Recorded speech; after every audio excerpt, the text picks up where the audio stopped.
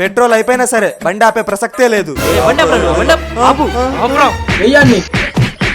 రే helmet ఎదురా, అది కొనడానికే పోతున్నాను.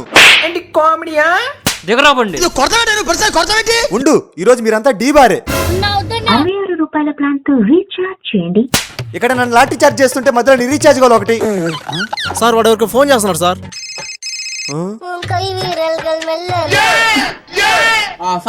ఏం ధీమా కడుక నువ్వు కాల్ చేసింది? 500 కట్టి అక్కడ నిలబడు.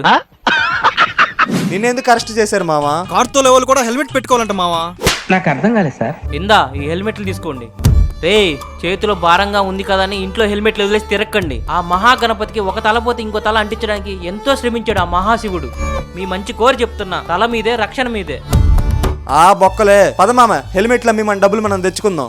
నో యూస్ వాడు విండు. వీళ్ళు ఇట్లా చెప్తే వినర్రా, వీళ్ళకి ఉరి శిక్షే కరెక్ట్. కుమ్మన్రా.